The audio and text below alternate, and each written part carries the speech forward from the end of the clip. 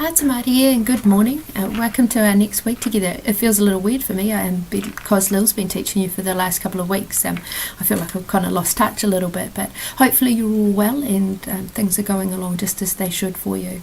So this week in class we are looking at the planning tasks for your upcoming practicum, which 5th of May sounds a long way away, but I have the sneaking suspicion it's going to go just as quickly as the last month has, and soon it'll be upon us.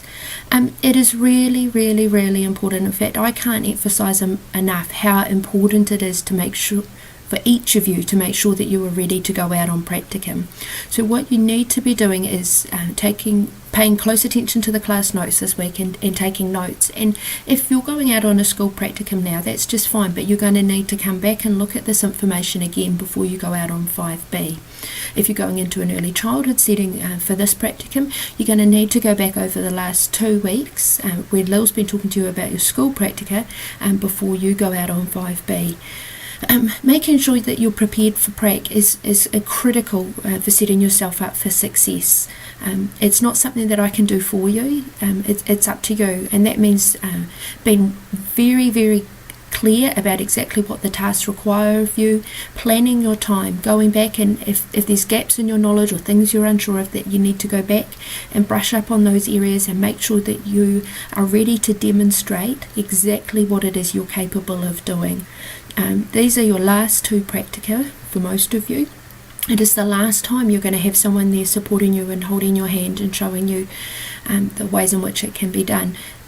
And yes, those your ATs and any other teachers who may be there are there to support you, but actually at 3rd year level there's a real expectation that you show that you are ready to have full responsibility either in an early childhood setting or in a classroom on your own.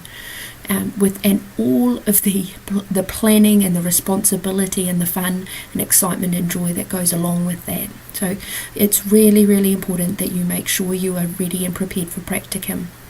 So please make sure you take the time to fully engage with this week's class, to go back over the last 2 weeks' classes that Lil has taken you for, and that you are going through that practicum book. When I was a student, each week I would set up a timetable for what needed to be done daily, and certainly by the end of each week to make sure that I got everything done without putting myself under any more pressure than practicum already seems to be. So yeah, that would be my main message to you all at this point in time. Being prepared. I don't think there's such a thing as being too over-prepared for practicum, but certainly there is under-prepared, and you don't want me to tell you about what happens when students aren't prepared for prac.